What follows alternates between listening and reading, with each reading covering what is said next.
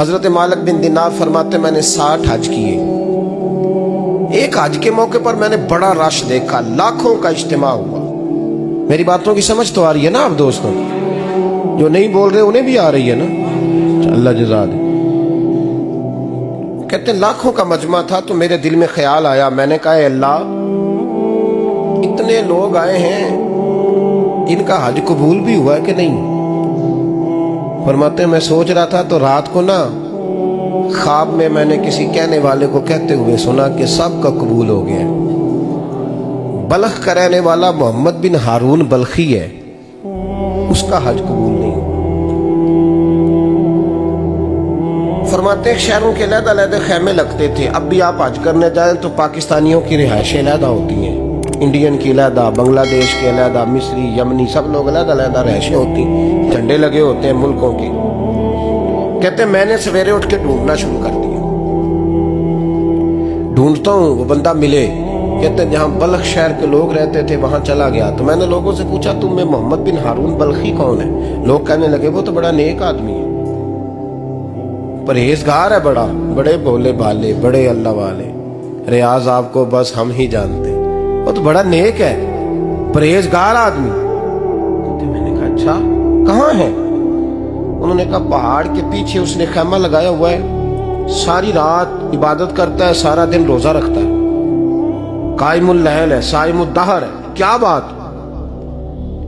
فرماتے ہیں میں ان لوگوں کی بات سن کے حیران ہو گیا کہ مجھے کیا بتایا گیا, یہ کیا کہہ رہے ہیں. فرماتے ہیں میں پہاڑ کے پیچھے گیا. حضرت مالک بن دینار علیہ رحمہ فرماتے ہیں جب میں وہاں پہنچا تو میں نے اس شخص کو مصلی پہ بیٹھے دیکھا. کثرت عبادت کے آثار اس کے وجود پر نظر آ رہے. سیدھا بازو اس کا کٹا ہوا تھا. فرماتے 2 رکعتیں مکمل کر کے نا میں نے اسے السلام علیکم کہا تو مجھے کہنے لگا وعلیکم السلام, آپ مالک بن دینار ہیں؟ میں نے کہا بڑی اس کی فراست ہے. فرماتے پھر اس نے ٹھنڈی سانس لی, کہنے لگا آپ کو خواب آئی ہوگی کہ میرا حج قبول نہیں.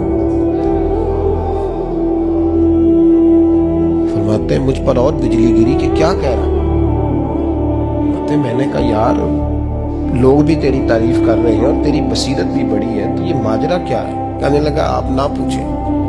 یہ کہہ کے اس نے رونا شروع کیا, دیر تک روتا رہا. میں نے کہا نہیں یار تو بتا. کہنے لگا نہیں آپ نہ پوچھیں, آپ ناراض ہو گئے. میں نے کہا میں نہیں ہوتا, تو بولنا.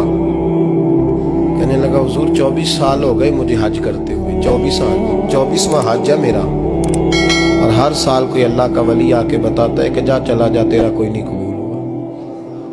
بے پروائی ویک سجن دی جتھے کسے دی پیش نہ جاوے, انہیں تاجا والے در در رولے تے منگتیاں تخت بٹھاوے. آزم کسے نو کارا ملدا ہی کوئی کعبے و خالی آوے. کہتے ہیں اس نے مجھے کہا حضور 24واں حج ہے, ہر سال کوئی بتاتا ہے. میں نے کہا تیری غلطی. کہنے لگا میں اپنی ماں کا نافرمان.